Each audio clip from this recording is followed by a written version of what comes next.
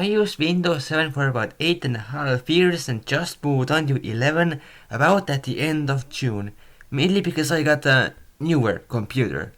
But Windows 7 is still my favorite OS. In this video I will compare it to 10 and 11 and this way explain why it is better in my opinion.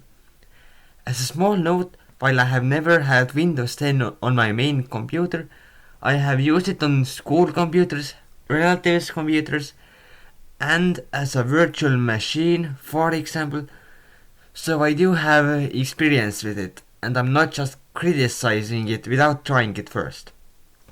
1. Visuals. I don't like the look of Windows 10. It's bland, flat, basic, and boring. It's pretty much just plain black or white rectangles. Windows 7 totally has the best visuals in any Windows systems. It's more colorful and it has better themes. The aero theme with the glass effect is awesome and, again, certainly the best Windows theme. So I'm gonna give credit to Windows Vista, because that's where the aero theme was introduced. It was later improved in 7. Now, Windows 11 definitely improved the visuals over 10 as the blur transparency effect returned. The default background is also nice. For me, the rounded corners themselves look good, but it's not very well done. It literally cuts out the bottom corners of the programs. Windows 10 also has 2 big buttons at places just to make it more tablet friendly. Also, one thing I don't like very much is how the logos have gotten more basic. It used to have a wavy window with each part being a different color. It kinda looks like a flag, to be honest. Windows 8 changed it to a blue window at an angle. Now Windows 11 logo is just 4 blue squares. 2. Stability and updates. Well, Windows 10 and 11 have bugs. I have seen reports of the File Explorer crashing. I also have encountered a bug where the taskbar disappears for a moment. Windows 7 is more stable. In later Windows versions, it seems more common to... About updating. I hope that is not the case anymore, but I remember Windows 10 force updating without really asking for permission first. That has indeed happened to me too. In Windows 7 there was first a pop-up notifying that an update is available. Also, while the updates improve things and fix bugs, sometimes it causes one. Windows 10 and 11 are also more demanding on your computer's hardware.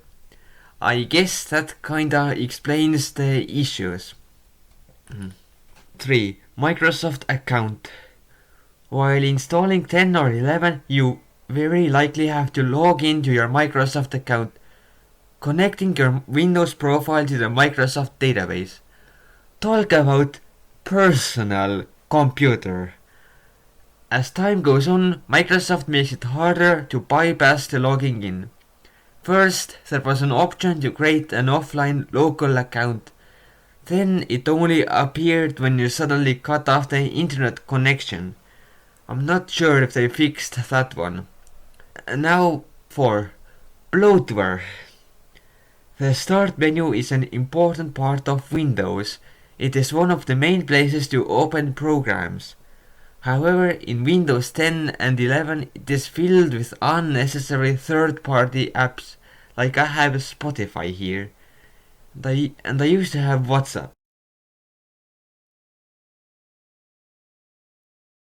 Windows 10 has Candy Crush, for example. Windows 7 has a clean and great start menu. There's some system programs, maybe a bit of your stuff and settings. Speaking of unnecessary programs, later Windowses have some duplicates, like Print and Paint 3D, Media Player and Movies. Windows 7 has one program for each purpose. So that's it, I guess. Windows 10 and 11 certainly have issues. If the security updates for the 7 hadn't ended, I might still be using it. But 11 is okay, I guess. But that's just what I think. Whichever OS is your favorite and what you're using, up to you.